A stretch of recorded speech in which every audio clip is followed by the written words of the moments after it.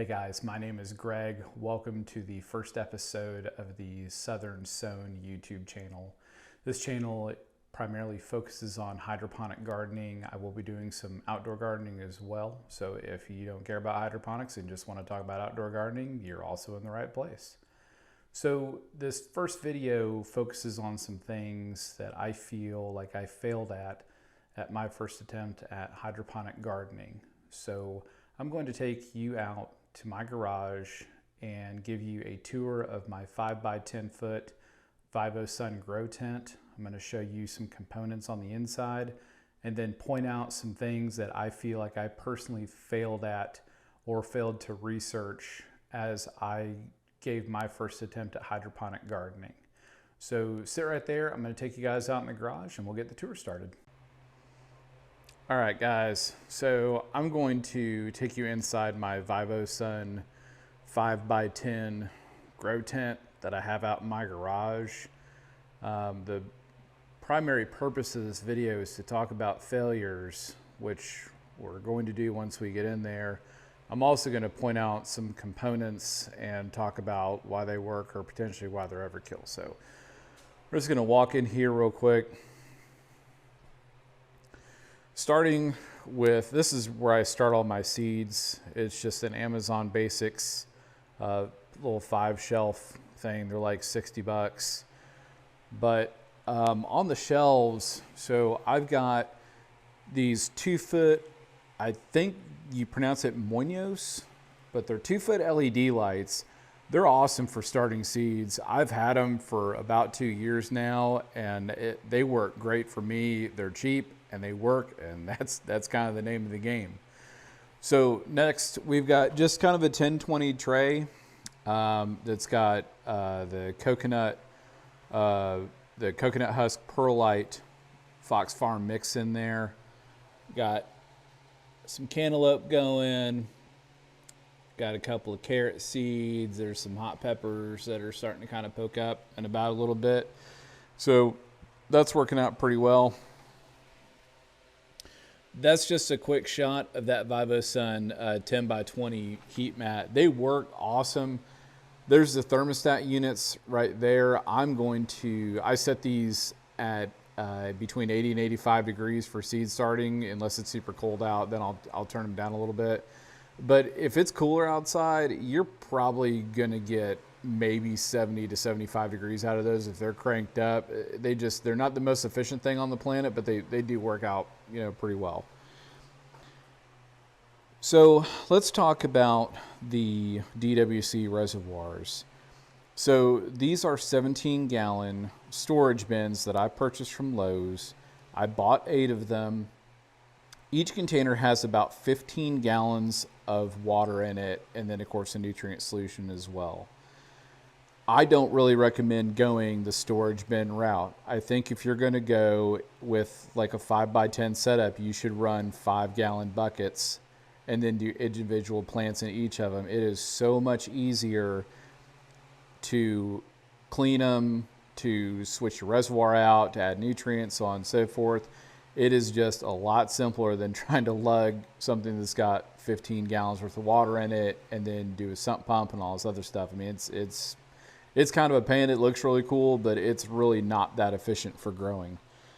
If you'll notice this black cord that's going across this other backup box and this little computer mouse looking thing, these were $30 water heater units that, again, I got on Amazon. And I do not recommend them unless you live in a super cold climate. It is a complete unnecessity, if you will. I live in Southeast Georgia. We're in the spring. It's not going to dip below 40 degrees at night. And even if it does, it's not going to be below probably 60 degrees in the tent because of my 2 grow lights. They're putting off a pretty decent amount of heat, plus the heat mats, plus just the overall heat retention from the tent itself. So again, the number one failure that I'm going to talk about after talking about the boxes and then the heating element is do not overcomplicate your hydroponic setup. Don't do it. Just the name of the game is to put plants in water with nutrients give them warmth, give them light, and let them go. 9 times out of 10, they'll be fine unless you're growing something super tricky. You growing squash and zucchini like that will grow under almost any circumstance. So if you really just want to try your luck at this, see how much of a green thumb you truly have in the hydroponic world, grow zucchini. It's almost foolproof. Speaking of, look how overcrowded that is. That is failure number 2. It's kind of an embarrassment on my end because I've had a garden before. I know how big zucchini plants get. I know how big broccoli plants get, tomato plants, etc. And I still tried to jam as many as I could in here, and that is a huge mistake. I mean, there's no way each of those plants is getting as much light as they could be from this best of a 4 square foot. That's how much it's supposedly covering. It's a 4x4 area. But there's no way that's getting enough light or absorbing enough light at full efficiency. So you can see we've got these San Marzano plants over here. I mean, they're starting to overcrowd themselves as well. Those are generally a little bit of a taller plant, where of course here on the zucchini side of the house, these are obviously a much wider plant. So, sorry, I changed the nutrient solution out earlier today, and one of my tomato plants got a little winded, so I'm trying to somewhat support it with another plant. I'm probably just gonna have to get some rope in here and get that squared away. At the end of the day, guys, don't overcomplicate your hydroponic setup. Don't try to jam as many plants as you possibly can into one area. You'll start getting stuff that looks like that. That thing is not getting enough airflow around it, and it's not getting enough nutrients, and it just kind of looks like junk. That is not what you want in your hydroponic setup. You want stuff that looks like this, nice and bright green. But the coolest part about all this, it is very rewarding. It may not be cost effective, but it's definitely rewarding, because that's the coolest part about it right there. As gardeners, we never get to see what's going on underneath the soil unless, obviously, of course, we dig it up, which we don't want to do. But in the hydroponic world, we can see how healthy these root systems really are when they're treated the right way. So that is kind of the grand tour of the tent. I just hit my head on my ventilation canister. I will touch on that real quick, and then we'll kind of call it. So right there is my intake port. That is a VivoSun 6-inch vent that is going to a 6-inch fan that's pumping air into this. It's not turned on right now for the video. We've got the oscillating fans, one there and one there. And then we've got this monster, okay? That is a canister filled with charcoal. Again, it's a VivoSun setup. That is 8-inch ducting going to an 8-inch exhaust fan, and then it's sucking all the air out of here. Oh, well, I guess I shouldn't put it like that. It's just exchanging the air. So the rule of thumb, to my understanding, is you want your intake fans smaller than your exhaust fan. So I went 6 inches on the intake and 8 inches on the exhaust. I put a couple of GoPros in here, hoping to get some nice time-lapse shots for you guys. Those will be coming in videos in the very, very near future.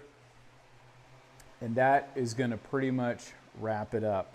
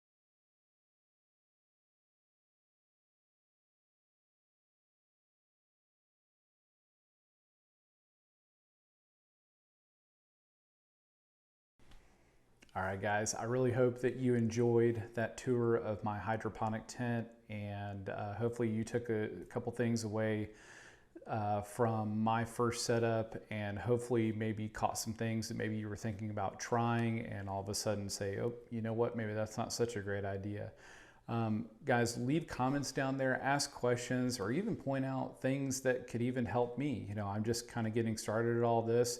I'm putting on YouTube. I think there's a great gardening community that I really want to be a part of, and hopefully you will like and subscribe, and you'll come along on my journey with me. So thanks for checking out the channel. Thanks for liking, thanks for subscribing, and I'll catch you on the next video. Take care.